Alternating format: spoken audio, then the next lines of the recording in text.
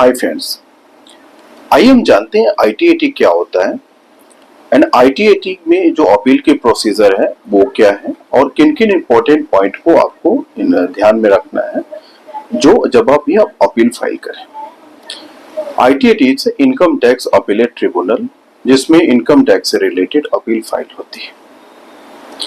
वैसे असेसिंग जो अग्रीव्ड है by the order from the commissioner of income tax appeal, तो commissioner of income tax appeal ने जो ऑर्डर पास किया उस ऑर्डर से कोई भी असेसी जो अग्रीव्ड है फ्रॉम द इम्प्यूग्न्ड ऑर्डर, उस केस में असेसी में prefer to file the appeal before the ITAT tribunal. जब हम आईटीएटी ट्रिब्यूनल में बात करते हैं अपील फाइल करने का, तो उसके जो अदर टर्म्स है, कंडीशंस एंड क्राइटेरिया, उसको भी हमें ध्यान में रखना है। आइए हम समझते हैं कि किस किस तरह की अपील फाइल होती है आईटीएटी में।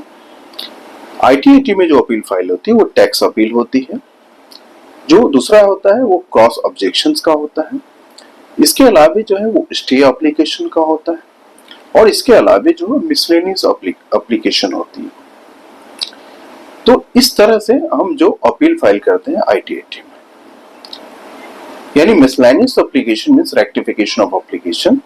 तो ये चार तरह के अपील इसमें फाइल होते हैं। जो आईटीएटी में कोई भी अपील होंगी इसी में किसी न किसी कैटेगरी में वो फॉल करेगा।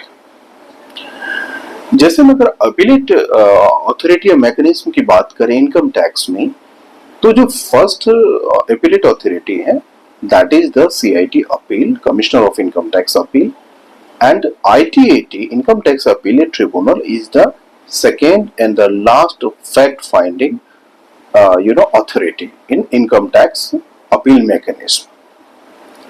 तो इनकम टैक्स हमें ध्यान रखना है कि अगर हम फैक्ट की बात करें तो ITAT is the last authority for the fact finding.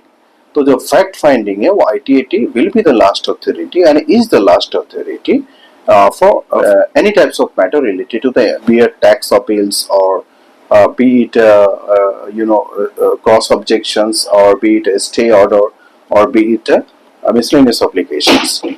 तो इस तरह से ये जो सारी चीजें इसमें अपील फाइल होती है miscellaneous applications। Income tax appellate tribunal में जो अपील फाइल होती है उसकी कुछ समय सीमा है। तो हमें पहले ये समझ लेना चाहिए कि फैक्ट की अगर बात होती है तो ITAT will be the last fact finding appeal authority, वहीं पर हम फैक्ट की बात करते हैं। इसके अलावा अगर हम जैसे हाई कोर्ट में हम अपील फाइल करते हैं या सुप्रीम कोर्ट में अपील फाइल करते हैं तो वहां पे जो वो फैक्ट पे बात नहीं होगी, वहां पे सब्सटेंशियल क्वेश्चन ऑफ लॉ की बात होगी। तो जहां पे फैक्ट की बात करेंगे तो हम इनकम टैक्स अपीलेट ट्रिब्यूनल में ही हम उसके कर सकते हैं। जो first appellate authority that is CIT appeal and second appellate authority that is the ITAT, that will be the last authority for fact finding, and above that be it a high court or the supreme court, वहां पे appeal जो होंगे वो होंगे सिर्फ substantial question of law. सो उस cases में जहां पे सब्सटेंशियल क्वेश्चन ऑफ लॉ एक मैटर करता है उस केस में अपील आप हाई कोर्ट में भी फाइल कर सकते हैं। जब हम इनकम टैक्स अपीलेट ट्रिब्यूनल की बात करें तो इसमें समय सीमा क्या होता है, और दूसरी चीज होती है कि जो आईटीएटी की बेंच है वो किस तरह के बेंच होते हैं। इसमें जो आईटीएटी के अंदर जो ट्रिब्यूनल के जो बेंच होते हैं जिसमें एक होता है जैसे सिंगल मेंबर बेंच है। सिंगल मेंबर बेंच है वहां पे उस तरह के केसेस को लिया जाता है जहां पे असेसिंग ऑफिसर ने जो इनकम असेस किया है वो इनकम जो है वो एक्सीड नहीं करना चाहिए 50 लाख से। वो वहां पे जो केस जाती है वो जाती है आपके पास जो सिंगल मेंबर बेंच है वहां पे। अब हम आते हैं जो डबल मेंबर बेंच है वहां की बात करते हैं। तो वहां पे जो बेंच होती है वहां पे दो मेंबर इन्वॉल्व होती है। जो एक मेंबर होते हैं जो आपका अकाउंटेंट होता है और जो सेकंड मेंबर होते हैं वो जुडिशियल मेंबर होता है। फिर थर्ड मेंबर बेंच होता है और एक जो होती है वो लास्ट बेंच होती है, जिस बेंच में क्या होता है कि जो मेंबर्स होते हैं उसमें 3 भी हो सकते हैं, 5 भी हो सकते हैं, 7 भी हो सकते हैं, 11 भी हो सकते हैं, 13 भी मेंबर्स होते हैं। तो इस तरह से जो 4 तरह के जो मेंबर बेंच है आईटीएटी में, उसी में से बेंच में आपकी सुनवाई होती है। अगर हम बताते हैं जहां पे दो मेंबर्स है, एक अकाउंटेंट मेंबर है और दूसरा जुडिशियल मेंबर है। ऐसा हो सकता है कि किसी भी पॉइंट पे जो डिफरेंस ऑफ ओपिनियन हो, डिसएग्रीमेंट हो, वैसी परिस्थिति में इसके जो डिसीजन होते हैं वो मेजोरिटी ऑफ द ओपिनियन होते हैं। और अगर दोनों judicial member and accountant member दोनों उस पॉइंट पे एग्री नहीं है, दोनों के जो ओपिनियन है वो डिफर करता है, उस केस में मैटर में be refer to the ITAT president, and ITAT president may refer to the another members to hear this appeal or cases, and then the decision will be taken as per the majority of the opinion of the members. तो यह अब ITAT के जो tribunal के bench है।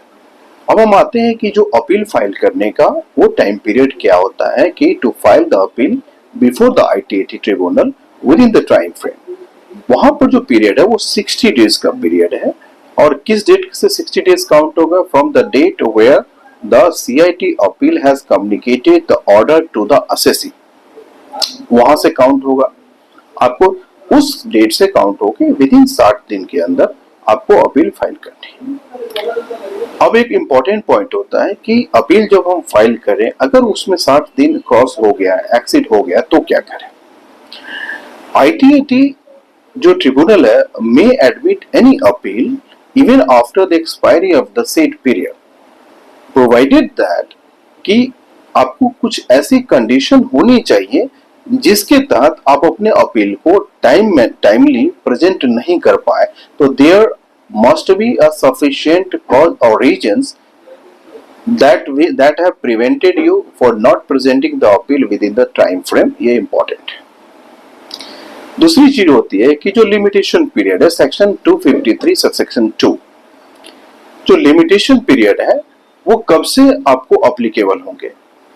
तो limitation period जो applicable होंगे वो होंगे उस डेट से जिस डेट से असेसी को ऑर्डर जो है वो कम्युनिकेट किया गया है बाय CIT अपील, ना कि वो डेट काउंट होगा जिस डेट से असेसिंग ऑफिसर ने जो ऑर्डर कम्युनिकेट किया। तो ऑर्डर जो कम्युनिकेट होना चाहिए फ्रॉम CIT अपील से होनी चाहिए, not from the assessing officer से होनी चाहिए। और जिस डेट को CIT अपील जो आपको ऑर्डर कम्युनिकेट किया गया, वही ऑर्डर से ही 60 दिन का पीरियड जो लिमिटेशन पीरियड है वो स्टार्ट होंगे। तो ये काफी इंपॉर्टेंट पॉइंट है जो जब भी हम ITAT में अपील फाइल करें।